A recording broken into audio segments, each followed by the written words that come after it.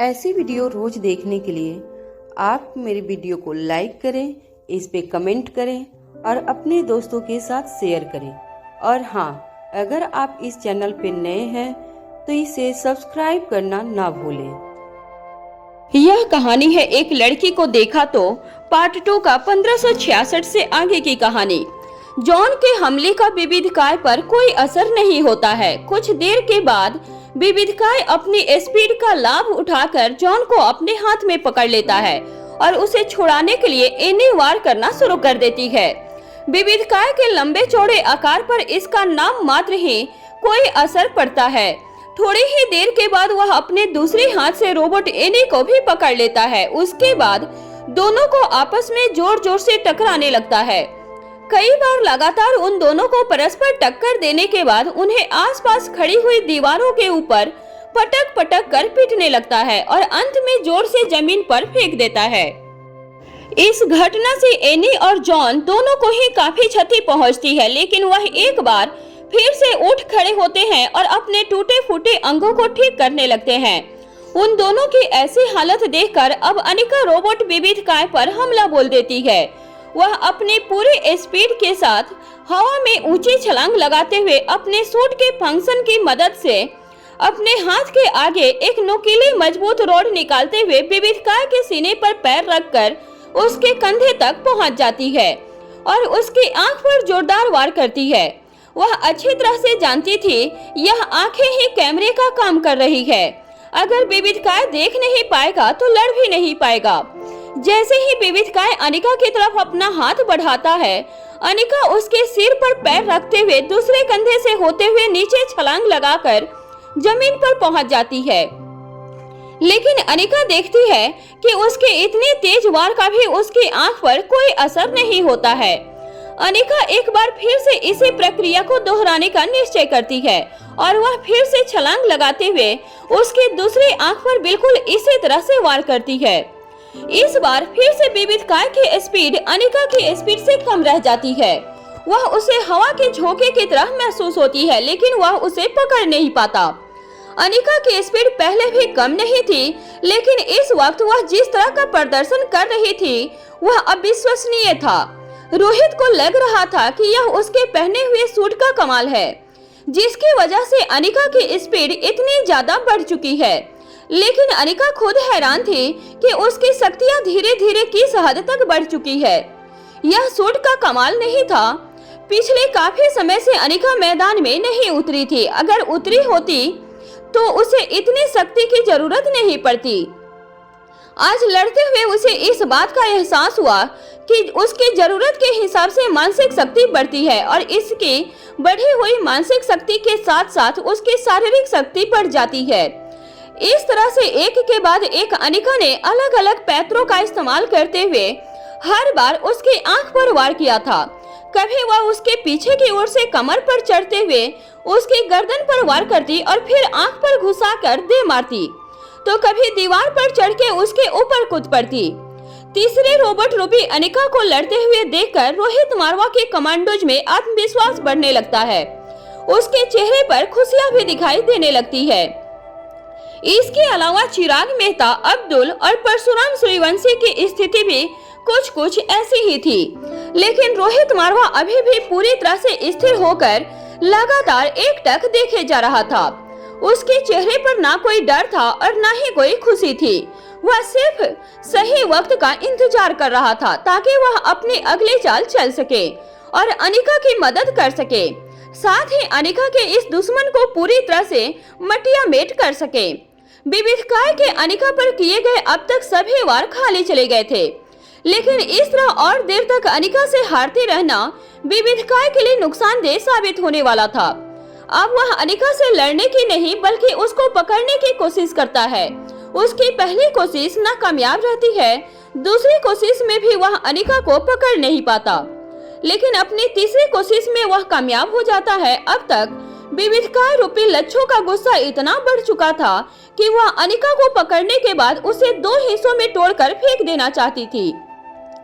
उसके लिए वह अनिका नहीं बल्कि तीसरा रोबोट ही थी, इसलिए वह उसके सभी पुर्जों को अलग अलग करके अलग अलग दिशाओं में फेंक देना चाहती थी।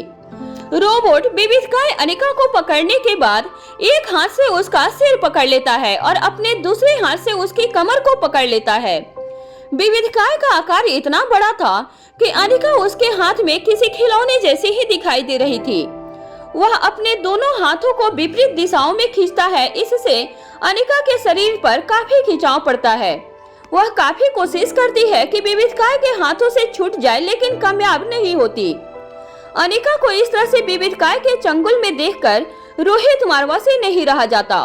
वह अपनी जगह से अनिका की ओर दौड़ पड़ता है और उसके पीछे पीछे सभी कमांडो भी उसी ओर दौड़ पड़ते हैं।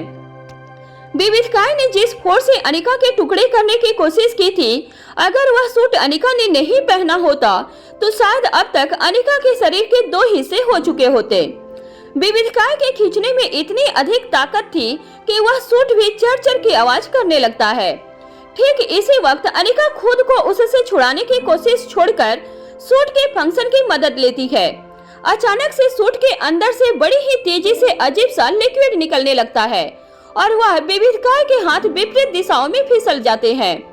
अनिका उसके हाथों से छूटकर जाकर दूर जमीन पर गिरती है। अनिका झटके से उठ खड़ी होती है। इस वक्त उसका एक घुटना जमीन पर था, दूसरा पैर मोड़कर उसका तलवा जमीन पर रखा हुआ था, एक हाथ भी जमीन पर रखा हुआ था और गर्दन रोबोट विविधकाय की तरफ उठी हुई थी। इससे पहले कि रोहित रोबोट विविधकाय के पास पहुंच जाता, अनिका उसके चंगुल से निकल चुकी थी। रोहित अनिका को उठने के लिए अपनी हथेली का सहारा देता है। अनिका खड़ी हो जाती है और रोहित की आंखों में चिंता देखकर कहती है, मैं बिल्कुल ठीक हूँ। रोहित अनिका से कहता है, अब तुम्हें और लड़ने की जरूरत नहीं, अब मैं इसे नहीं छोड़ूंगा। अनिका रोहित के हाथ पर अपना हाथ रखते हुए कहती है, बस थोड़ी देर और, उसके बाद जो तुम्हें ठीक लगे वही करना। मुझे पूरा यकीन है कि हमारा प्लान कामयाब होगा। अनिका की इस लड़ाई का रोबोट विविधकाय के शरीर पर अब तक सिर्फ इतना ही परिणाम निकला था कि रोबोट के आंख नुमा कैमरा पर चटकने के निशान दिखाई देने लगे थे। अनिका के बार बेहद शक्तिशाली थे। अनिका अपने पहले मकसद में कामयाब रही थी। अब तक जॉन और एनी अपने सभी पुर्जों को ठीक कर चुके थे। एनी अपने कान में लगे हुए ब्लूटूथ के जरिए से धीरे से जॉन के लिए कोई संदेश देती है। जॉन बदले में एनी को अपनी गर्दन हिलाकर हामी भरता है। अब एनी अपने ब्लूटूथ के जरिए अनिका से कहती है, इस बार हमारी बारी। इसके बाद वह दोनों तेजी से दौड़ते हुए रोबोट विविधकाय की तरफ दौड़ने लगते हैं और विविधकाय के अपेक्षा के विपरीत बिना किसी हमले के उसके पीछे की ओर चले जाते हैं। जैसे ही विविधकाय पीछे की तरफ देखता है, जॉन और एनी दोनों बिजली की रफ्तार से वापस उसी की ओर दौड़ते हुए आ रहे थे। वह दोनों छलांग लगाते हैं और उसके दोनों तरफ मौजूद ऊंची ऊंची चीजों पर पैर रखते हुए उसके लगभग सिर की ऊंचाई तक पहुंचकर पीछे की ओर चले जाते हैं और फिर इसी तरह दौड़ते हुए आपस में अपनी जगह बदल लेते हैं। जब तक विविधकाय यह समझ पाता कि उन दोनों के हाथों में एक मोटी वायर है जिसमें विविधकाय की गर्दन लपेटी जा चुकी है, तब तक जॉन और एनी एक बार फिर से दौड़ते हुए अपनी पूरी ताकत का इस्तेमाल करके अपने हाथ में पकड़ी हुई वायर को जमीन की तरफ खींचते हुए, जिसकी वजह से विविधकाय का संतुलन बिगड़ जाता है और वह तेज आवाज के साथ जमीन पर जा गिरता है। वह अपने दोनों हाथों से दोनों वायरों को पकड़कर उठकर खड़ा होता है। जॉन और एनी उसके खड़े होते ही दोबारा से दौड़ते हुए गले में लिपटी हुई उस तार को उसके शरीर पर भी लपेट देते हैं और उसके बाद फिर से इस प्रक्रिया को दोहराते हुए उसे जमीन पर गिरा देते हैं। वह फिर से उठने की कोशिश करता है, लेकिन इस बार भी उसके साथ वही होता है जो पहले हुआ था। अब तक उसके शरीर के साथ साथ उसके हाथ भी तारों से लपेटे जा चुके थे, जिसकी वजह से वह खुद को आजाद करने के लिए अपनी ताकत का इस्तेमाल नहीं कर पा रहा था। अब लच्छू समझ जाती है कि उसे विविधकाय को इन बंधनों से बाहर निकालने के लिए उसकी मदद करनी होगी। वह उसके आकार को छोटा करने की कमांड देती है। जैसे ही विविधकाय का आकार सामान्य होना शुरू होता है, अनिका अपने ब्लूटूथ के माध्यम से कौटिल्य से कहती है, यही सही वक्त है। कौटिल्य जवाब देता है, ओके मैडम। अब जैसे ही लच्छू अगली कमांड देने की कोशिश करती है, वह पाती है कि विविधकाय कमांड नहीं ले रहा था। ठीक इसी वक्त कौटिल्य अनिका से कहता है, काम हो गया है मैडम। अब अनिका रोहित की तरफ देखती है। रोहित तुरंत ही चिराग मेहता की तरफ देखकर अपनी गर्दन हिला देता है। चिराग बिना किसी देरी के कमांडोज को इशारा करता है। इशारा मिलते ही कमांडोज की छोटी सी टुकड़ियां गाड़ियों में सवार होकर मारवा हाउस से बाहर की ओर निकल जाती है। इसका नेतृत्व स्वयं परशुराम सूर्यवंशी कर रहा था, जबकि अब्दुल्ला रोहित मारवा के साथ मारवा हाउस में ही रुका हुआ था। कौटिल्य लगातार मारवा हाउस से बाहर गए हुए कमांडोज के संपर्क में था और उन्हें गाइड कर रहा था। यहाँ विविधकाय एक बार फिर से उठ खड़ा होता है। वह लड़ने के लिए पूरी तरह से तैयार था। अब चिराग रोहित से पूछता है, सर क्या अब शुरू करें? रोहित मारवा बदले में सिर्फ एक बार हल्के से अपनी गर्दन हिलाता है। आगे की योजना पर कार्य करने का आदेश मिलते ही एक कमांडो अपने हाथ में आधुनिक तकनीक से बना एक नए प्रकार का हथियार लेकर सामने आकर खड़ा हो जाता है। यह मॉडर्न तकनीक से बनी हुई किसी भी छोटी मिसाइल लॉन्चर जैसी संरचना थी। इसमें साइलेंसर लगा होने की वजह से आवाज होने की गुंजाइश नहीं थी। इसके अतिरिक्त इसका प्रभाव सीमित और घातक भी था। तात्पर्य जिस पर निशाना साधा जाता उसके चिथड़े चिथड़े उड़ जाना तय भी था, लेकिन यह टारगेट के आसपास के क्षेत्र को प्रभावित नहीं करती थी। विविधकाय पर निशाना साधते ही इस पूरी प्रक्रिया को पूरी होने में 5 सेकंड का वक्त भी नहीं लगता। विविधकाय का शरीर छोटे छोटे टुकड़ों में इधर उधर फैल जाता है। विविधकाय के इस तरह जमीन पर बिखरने से सभी के मन में खुशी की लहर दौड़ पड़ती है, लेकिन कुछ लोग अभी भी ऐसे थे जो पूरी तरह से आश्वस्त नहीं थे, जिसमें रोबोट एनी और जॉन तो शामिल थे ही। इसके अलावा रोहित और अनिका भी थे। वह बिना पल के झपकाए उसी ओर देखते रहते हैं। कुछ ही पलों के बाद वहां मौजूद सभी लोग अविश्वसनीय घटना को अपनी आंखों से देखते हैं। देखने वालों के मुंह खुले और आंखें फटी रह जाती है। जमीन पर बिखरा हुआ विविधकाय के शरीर के छोटे छोटे हिस्से दोबारा से एक दूसरे के नजदीक आने लगते हैं और रोबोट विविधकाय जुड़कर एक बार फिर से निर्मित हो जाता है। इस बार उठकर खड़े होते ही वह एनी और जॉन पर हमला बोल देता है। इस बार जॉन और एनी भी आमने सामने की टक्कर लेने के लिए उससे जा भिड़ते हैं। उसके बीच चल रही यह लड़ाई बेहद रोमांचक थी। एनी दौड़ते हुए विविधकाय के पास जाती है और एक जोरदार पंच उसके चेहरे पर जड़ देती है। विविधकाय कई कदम पीछे धकेला जाता है। इसके बाद वह भी बदले में उससे भी मजबूत घुस्से के साथ एनी के सीने पर वार करता है। अब जॉन अपने पैरों से विविधकाय की कमर पर वार करता है और उसके बाद उसकी ओर एक गुस्सा फेंकता है। जॉन उसके मुक्के को अपने पैर को हवा में उछालते हुए रोक लेता है और अपने दूसरे पैर से उसके चेहरे पर वार करते हुए उसके कई कदम पीछे धकेल देता है। यह लड़ाई काफी देर तक इसी तरह चलती जाती है। अब एनी विविधकाय की तरफ बढ़ती है तो विविधकाय उसकी ओर अपने पैर से वार करता है। एनी उसके पैर के वार को अपने हाथों से रोकती है और हाथ आए उसके पैर को कसकर पकड़ लेती है। उसके बाद उसे तेजी से हवा में गोल गोल घुमाने लगती है, फिर उसे बिना छोड़े ही जमीन पर पटकी देती है। लगातार एक के बाद एक कई बार उसे इसी तरह जमीन पर पटकती चली जाती है। तभी उसे अपने कान में अनिका की आवाज सुनाई देती है। अनिका कहती है, एनी उसे खुद से कुछ दूरी पर फेंक दो और उसके तुम्हारे ओर बढ़ने का इंतजार करो। एनी अपने मुंह से कोई आवाज नहीं करती। वह अनिका की ओर देखती है और बदले में सिर्फ अपनी गर्दन हिलाती है। अनिका प्रत्युत्तर इशारा मिलते ही फिर से रोहित को देखती है। रोहित फिर से अपनी उंगली को ऊपर उठाकर चिराग को इशारा करता है। चिराग अपनी गर्दन हिलाकर सर कहता है और कमांडोज को कार्यवाही के लिए आदेश दे देता है। अब एक बार फिर से कमांडोज तैयार हो जाता है और दौड़ते हुए सामने आता है। अपने एक घुटने को मोड़कर जमीन पर बैठ जाता है और विविधकाय का निशाना साधता है।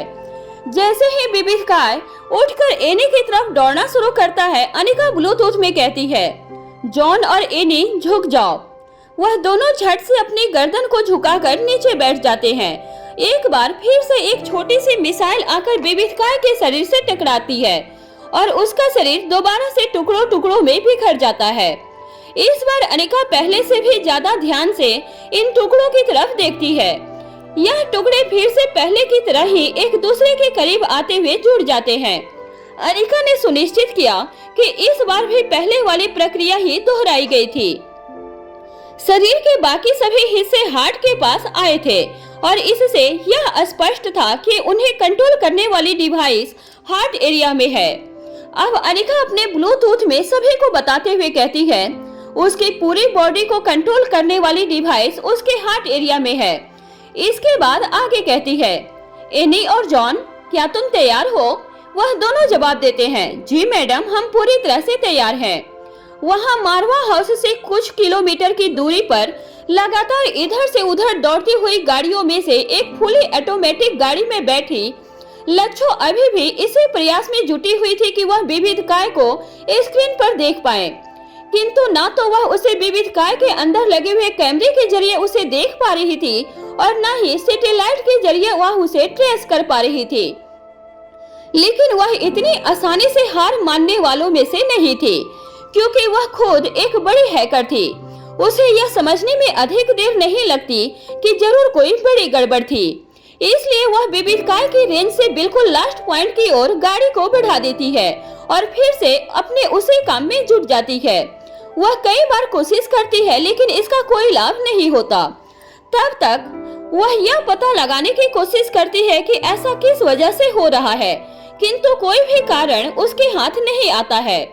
यदि वह कारण पता लगा पाती तो उसका कोई न कोई उपाय भी अवश्य खोज लेती, परंतु इस वक्त वह अपने सभी प्रयासों के बाद भी असफल हो जाती है। सिर्फ लच्छो नहीं थी जो इस वक्त विविध काय की स्थिति को लेकर परेशान थी। हर्षिता और योगेश भी आसपास ही एक अन्य गाड़ी में मौजूद थे, जिसकी ड्राइविंग सीट पर खुद योगेश बैठा हुआ था और पैसेंजर सीट पर बैठी हर्षिता की आंखें लैपटॉप पर टिकी हुई थी। यहाँ मारवा हाउस में अनिका रोहित की तरफ देखती है और कहती है, अब मेरी बारी, मैं बस 5 मिनट में अपना काम खत्म करके आती हूँ। बदले में रोहित अनिका की तरफ देखकर मुस्कुरा देता है और एक बार हल्के से अपनी गर्दन को हिलाता है। अनिका दौड़ते हुए विविध काय की ओर बढ़ जाती है। जब अनिका, एनी और जॉन एक लाइन में खड़े होते हैं, तब तीनों अपने दाएं हाथ को अपनी कमर के पीछे की ओर ले जाते हैं और अपनी अपनी कमर से कुछ निकालने के बाद आगे बढ़ते हैं। इस बार एनी, जॉन और अनिका तीनों एक साथ हमला करते हैं, लेकिन इस बार उनका हमला हाथ पैर से किए गए हुआर नहीं थे। उन तीनों ने अपने हाथों में छोटी शाइनिंग रॉड पकड़ी हुई थी। यह कोई सामान्य छड़ी नहीं थी, बल्कि तलवार से भी 100 गुना तेज धार की शक्ति रखती थी। यह एक ऐसी डिवाइस थी जिसके तेज लेजर लाइट निकलती थी। यह आसानी से बड़ी चट्टान के 2 टुकड़े कर सकती थी। एनी और जॉन विविध काय के आंखों के कैमरे पर लेजर लाइट से वार करते हैं और वहीं अनिका लेजर लाइट की मदद से उसके सीने को चीरने के लिए निशाना बनाती है। कुछ ही पलों में उसके आंखों पर लगे हुए कैमरे पूरी तरह से नष्ट हो जाते हैं। इस लेजर लाइट की पावर इतनी अधिक थी कि विविध काय के शरीर की तेजी से खुद को रिपेयर कर लेने की तकनीक भी धीमी पड़ गई थी। इसी लेजर लाइट से बने हुए कट की वजह से अनिका विविध काय के सीने पर मौजूद न दिखाई देने वाले स्विच को देख पाती है। अब वह लेजर लाइट का इस्तेमाल करते हुए धीरे धीरे विविध काय की ओर आगे बढ़ती है। विविध काय अपनी जगह से टस से मस नहीं हो पाता। इस वक्त विविध काय पूरी तरह से निष्क्रिय हो चुका था। वह चाह कर भी किसी ओर बढ़ नहीं पा रहा था। उसका पूरा शरीर इस तरीके से कांप रहा था जैसे बिजली के तेज झटके लगने पर किसी मानव का शरीर कांपता है।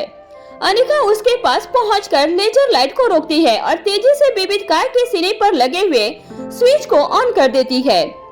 अनिका को ऐसा करते ही विविध काय अपनी जगह पर ही खड़ा रह जाता है। अनिका के ऐसा करते ही जॉन और एनी भी अनिका के करीब आ जाते हैं। अनिका ब्लूटूथ में बोलती है, mister Marwa, it is done. Anika की बात सुनते ही रोहित के चेहरे पर मुस्कान आ जाती है। रोहित अनिका की तरफ आगे बढ़ने लगता है। चिराग भी उसके साथ साथ पीछे पीछे चल पड़ता है। उन दोनों को आगे बढ़ते हुए देखकर अब्दुल्ला और उसके सभी साथी भी रोहित के चारों तरफ से घेर कर चलने लगते हैं। रोहित अपने हाथ से उन्हें इशारा करता है, जिसका मतलब था आराम से, चिंता की कोई बात नहीं है।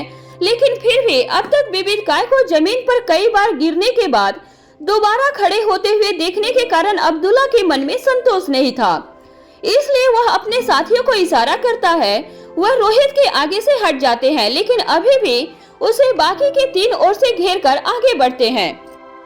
कौटिल्य अपनी जगह से यह सब कुछ देख रहा था, लेकिन वह अपनी जगह पर बैठा हुआ लगातार कमांडोज की उस छोटी सी टुकड़ी को गाइड कर रहा था जो मारवा हाउस से बाहर निकली थी। लेकिन भूमिका उसे अपनी जगह पर छोड़कर विविधकाय की ओर बढ़ जाती है। विविधकाय के करीब पहुंचते ही सबसे पहले अब्दुल्ला अपने गन को कसकर पकड़े हुए कहता है, क्या यह मर गया? अब्दुल्ला की बात सुनकर रोहित और अनिका के चेहरे पर मुस्कान दिखाई देने लगती है, लेकिन वह दोनों चुप रहते हैं। तभी रोबोट एनी जवाब देती है, मशीन मरती नहीं है, वह या तो बंद हो जाती है या फिर खराब हो जाती है। उसकी बात सुनते ही अब्दुल्ला बेहद हैरानी से उसकी तरफ देखता है। अब जॉन आगे कहता है, घबराओ मत, फिलहाल इसे मैडम अनिका ने बंद कर दिया है और अब एनी इसे खराब कर देगी। अब्दुल्ला को जॉन की बात का मतलब बिल्कुल भी समझ नहीं आता, लेकिन फिर भी उसे इस बात का सब्र था कि वह एक बड़ी मुसीबत से बाहर निकल आए हैं। रोहित अनिका के कंधे पर हाथ रखता है। अनिका रोहित की तरफ देखती है। रोहित की आंखों में अनिका के लिए गर्व और प्यार दोनों ही दिखाई दे रहे थे। अगर उसके आसपास सभी मौजूद न होते तो वह अनिका को कसकर अपने गले से लगा लेता और दोनों बाहों में लेने के बाद बहुत देर तक उसे खुद से अलग नहीं होने देता। लेकिन इस वक्त अपने मन की भावनाओं पर नियंत्रण रख लेने के अलावा उसके पास कोई चारा नहीं था। किंतु अनिका उसके मनोभाव को आसानी से उसकी आंखों में पढ़ सकती थी, इसलिए वह बड़े ही प्यार से कहती है, मिस्टर मारवा। रोहित बदले में फिर से एक प्यारी सी मुस्कान देता है। अब अनिका एनी की तरफ देखती है। एनी कहती है, अब आप इसे मुझ पर छोड़ दीजिए, इसके सॉफ्टवेयर को डिस्ट्रॉय करने के लिए मैं पूरी तरह से पहले से तैयारी कर चुकी हूँ। फिर जॉन कहता है, और इसके बॉडी मटेरियल को आप मुझ पर छोड़ दीजिए, इसे नष्ट करने के लिए जो प्रक्रिया आप तैयार करके छोड़ आई हैं, उसी के अनुसार इसे पूरी तरह से खत्म कर दिया जाएगा। यह सब सुनकर सभी लंबी गहरी सांस लेते हैं। जब भूमिका को लगता है कि मामला पूरी तरह से हाथ में आ चुका है और खतरा टल गया है, तब वह अनिका के करीब आती है और धीरे से उसके कान में कहती है, प्रीति की कॉल थी, उसका कहना है कि किसी कमांडो की हालत काफी नाजुक है, उसे तुम्हारी मदद की जरूरत है। अनिका रोहित की तरफ देखती है और कहती है, अभी मुझे प्रीति के पास जाना होगा। रोहित हल्के से गर्दन हिला देता है। रोहित अब्दुल्ला की तरफ देखकर कहता है, सभी को रिलैक्स होने के लिए कह दो। अब अब्दुल्ला कहता है, अभी हम रिलैक्स नहीं हो सकते। उसके ऐसा कहते ही रोहित और चिराग आश्चर्य से उसकी ओर देखते हैं। अब अब्दुल्ला अपने चेहरे पर बड़ी सी मुस्कान लाकर मारवा हाउस में चारों तरफ फैली हुई तबाही की तरफ इशारा करते हुए कहता है, हमें सुबह होने से पहले इसे भी तो समेटना है ना। आप जाकर आराम कीजिए, हम अपना काम खत्म करके फिर से आराम करेंगे। अनिका भूमिका के साथ सीक्रेट अंडरग्राउंड की तरफ चली जाती है। रोहित चिराग के साथ मारवा हाउस के डाइनिंग हॉल की तरफ बढ़ जाता है। वहीं एनी और जॉन विविधकाय को उठाकर अपने सीक्रेट अंडरग्राउंड रिसर्च लैब में ले जाते हैं। इधर सभी के चले जाने के बाद कहीं दूर छिपकर खड़े हुए सनी और ओंकार अपनी ही जगह पर अंधेरे से बाहर निकलकर उजाले में आ जाते हैं। उनकी स्थिति इस वक्त ऐसी थी कि काटो तो खून नहीं। उन दोनों ऑनलाइन गेम्स के दीवानों ने आज अपनी आंखों से वह देखा था जो वह अपनी गेम में भी कभी नहीं देख पाए थे। दोनों ही एक दूसरे से बहुत कुछ कहना चाहते थे, लेकिन किसी के भी मुंह से शब्द नहीं निकलते। फिर काफी देर के बाद सनी कहता है, क्या हम ऑनलाइन गेम की दुनिया में हैं? ओंकार बोलने की कोशिश करता है, लेकिन उसके गले से आवाज नहीं निकलती। फिर वह अपने गले पर अपना हाथ रखता है और तब कहीं जाकर उसके मुंह से शब्द निकलते हैं। वह जवाब देता है, नहीं नहीं, हमने जो कुछ भी देखा वह सच है। अब सनी कहता है, भाई भूल जाओ कि तुमने कुछ देखा, सोच लो कि हम सपना देख रहे थे। अब ओंकार जवाब देता है, क्या मैं पागल हूँ जो इस भयंकर सच को याद रखूंगा? अगर हमने मुंह खोला तो समझो सच की गेम के अंदर पहुंच गए। फिर एक पल रुक कर आगे कहता है, फिलहाल मुझे मरने का कोई शौक नहीं, अभी मुझे अपने गेम एप्लीकेशन के बिजनेस को बढ़ाना है। फिर प्रीति से शादी करनी है, अपने बच्चों के साथ बैठकर गेम्स भी खेलने हैं। और सनी कहता है, सही कहा तुमने, मुझे भी रोहित भैया के हाथों से मरने का कोई शौक नहीं। मैं उनके प्यार के साए तले ही खुश हूँ। मैं उनके किसी भी दूसरे रूप के दर्शन नहीं करना चाहता। उनके बारे में जो अफवाहें सुनी थी, आज हकीकत में पता चला कि वह उससे भी कहीं ज्यादा खतरनाक है। पता नहीं वह हम सभी से इतना प्यार कैसे कर लेते हैं। फिर वह दोनों वही लॉन में चेयर डिजाइन के बने हुए पत्थरों पर बैठ जाते हैं और कुछ देर के बाद जब इस सदमे से बाहर आते हैं तब ओंकार कहता है, हम यहाँ इसलिए रुके थे ताकि खतरे के वक्त प्रीति की मदद कर सके, लेकिन वह कहीं भी दिखाई नहीं दी। प्रीति ही नहीं, इसके अलावा कोई भी फीमेल यहाँ दिखाई नहीं दी सिवाय तुम्हारी भूमिका दीदी के। अब सनी कहता है, वह पुलिस ऑफिसर है, उनका यहाँ होना असामान्य नहीं है। तुम चिंता मत करो, अनिका भाभी और मेरी होने वाली भाभी दोनों ही सुरक्षित होंगे। यह सुनते ही ओंकार का मन एकदम शांत हो जाता है और उसे यह सोचकर बेहद ही सुकून मिलता है कि वह दोनों एकदम सही सलामत होंगी। अब सनी कहता है, मुझे लगता है कि हमें वापस जाकर घर के अंदर कहीं छिप जाना चाहिए। अगर हमें किसी ने यहाँ देख लिया तो हमारी कब्र भी यहीं खुद जाएगी। ओंकार कहता है, तुम ठीक कहते हो, बिना वजह डांट खाने का कोई मतलब नहीं बनता, चलो यहाँ से चलना ही ठीक होगा। ऐसा कहकर दोनों दोस्त बड़े मारवा हाउस की बिल्डिंग के अंदर चले जाते हैं। आज सुबह होने में ज्यादा वक्त नहीं था, बहुत जल्द ही सूरज की लालिमा आसमान में दस्तक देने वाली थी। कौटिल अपने कान में लगे हुए ब्लूटूथ के जरिए परशुराम से कहता है, वह गाड़ी तुम्हारी गाड़ी से सिर्फ 3 गाड़ी आगे है। परशुराम सूर्यवंशी अपने आदमियों को इशारा करता है, वह अपनी स्पीड बढ़ाकर उस गाड़ी के पास पहुंच जाते हैं। उसके बाद वह जो देखते हैं उसे देखकर दंग रह जाते हैं। परशुराम सूर्यवंशी कौटिल्य को जवाब देते हुए कहता है, यह गाड़ी खाली है, सेल्फ मोड में चल रही है। फिर परेशान होते हुए गुस्से भरी आवाज में कहता है, हम इसका पीछा करते हुए बहुत दूर तक निकल आए हैं, दुश्मन हाथ से निकल गया। इतनी कोशिश करने के बाद भी हम उस तक नहीं पहुंच पाए। वह बेहद चालाक है। दरअसल जब काफी कोशिश करने के बाद भी जब लच्छू विविधता से किसी भी तरह का संपर्क स्थापित नहीं कर पाती, तब वह ठंडे दिमाग से काम लेती है और उसे यह समझने में जरा सा भी देर नहीं लगती कि यह एक ट्रैप है जिसमें फंसाने के लिए बहुत सोच समझकर काम किया जा रहा है। इससे पहले कि बहुत देर हो जाती, वह वहां से निकलने के बारे में सोचती है, लेकिन कौटिल्य की सोच उससे कहीं आगे चल रही थी। सैटेलाइट की मदद से वह आसानी से उन 2 गाड़ियों को पहचानने में सफल हो जाता है जो मारवा हाउस से 3 किलोमीटर की रेंज में लगातार इधर से उधर दौड़ रही थी। इसलिए कौटिल्य के दिशा निर्देश में उसका पीछा करते हुए परशुराम के साथ मारवा हाउस से बाहर निकली हुई टुकड़ी का एक हिस्सा लच्छू की गाड़ी का पीछा करने लगता है और टुकड़ी का दूसरा हिस्सा उस गाड़ी का पीछा करने लगता है जिसमें हर्षिता और योगेश थे। लेकिन बदकिस्मती से हर्षिता और योगेश लच्छू के जितने काबिल और चालाक नहीं थे। जब लच्छू को इस बात का एहसास होता है कि उसकी कार का लगातार पीछा किया जा रहा है, तो वह बड़ी ही सफाई से गाड़ी का दरवाजा खोलकर उसे ऑटोमेटिक मोड में डालकर अपने लैपटॉप और उसमें रखे हुए जरूरी सामान के साथ बाहर निकल जाती है। गाड़ी से बाहर निकलने से पहले ही उसने गाड़ी के सिस्टम को अपने लैपटॉप से कनेक्ट कर लिया था। उसके बाद वह अपनी गाड़ी के सिस्टम को लैपटॉप की मदद से चलाने लगती है। जैसे ही वह मारवा हाउस की सिक्योरिटी गार्ड्स को उसमें झांकते हुए देखती है, वह समझ जाती है कि वह अपने मकसद में कामयाब हो गई है। इससे पहले कि गार्ड्स उस गाड़ी तक पहुंचकर उसके बारे में कुछ और पता लगा पाते, वह गाड़ी को हाईवे से नीचे गिराकर ब्लास्ट कर देती है। इस ब्लास्ट को देखकर परशुराम सूर्यवंशी को बेहद हताशा होती है, लेकिन ठीक इसी वक्त परशुराम के वॉकी टॉकी पर उसके आदमी उसे एक इम्पोर्टेंट सूचना देते हैं और वह अपने बाकी आदमियों के साथ उसकी ओर बढ़ जाता है। लच्छू बड़ी ही आसानी से खुद को बचाने में कामयाब हो गई थी, लेकिन वह बेहद हैरान थी कि आखिर वह कौन हो सकता है जिसने उसे टक्कर दी। लच्छू एक बेहतर हैकर और ऑपरेटर भी थी। उसे मुंहतोड़ जवाब देना किसी ऐरे गहरे के बस की बात नहीं थी। दरअसल वह नहीं जानती थी कि उसका पाला किससे पड़ा था। कौटिल्य बेहतर नहीं बल्कि विश्व का बेहतरीन हैकर था।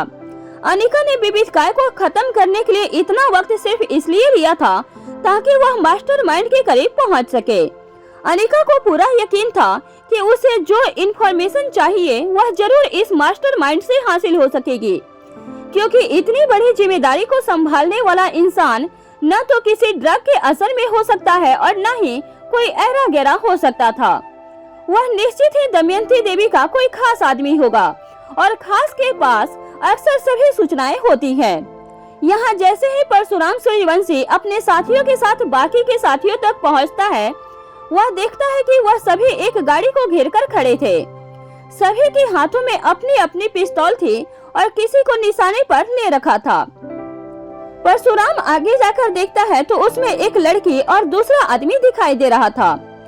वह वही लोग थे जिनका पीछा करने के लिए परशुराम और उसके साथी मारवा हाउस से बाहर निकले थे।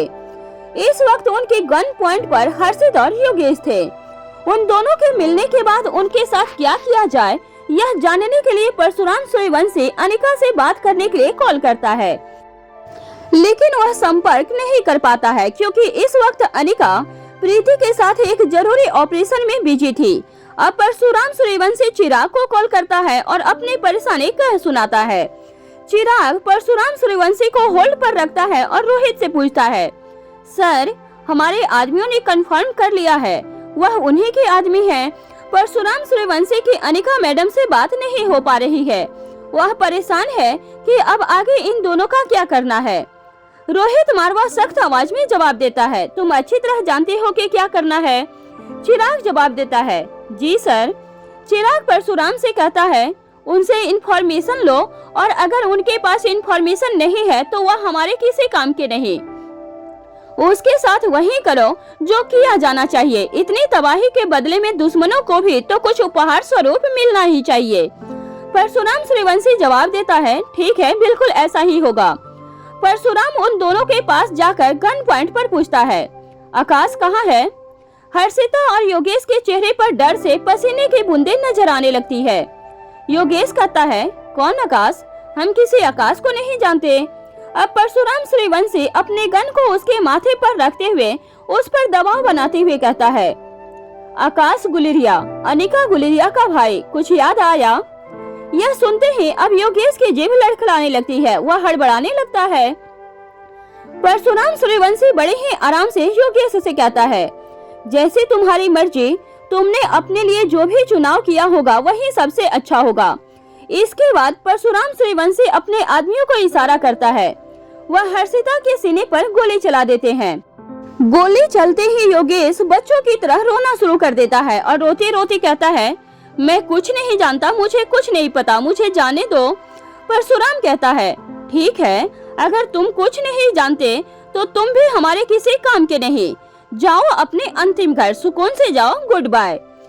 उसके ऐसा कहते हैं योगेश कहता है, रुको रुको, मैं तुम्हें बताता हूँ, सब कुछ तुम्हें बता देता हूँ। यह स्टोरी हम लोग खुद पॉकेट FM से परचेज करते हैं और आप लोगों को फ्री में प्रोवाइड करते हैं। और आप लोगों को ऐड की वजह से प्रॉब्लम होती है और आप लोग उसे डाउनलोड करके देख लेते हैं।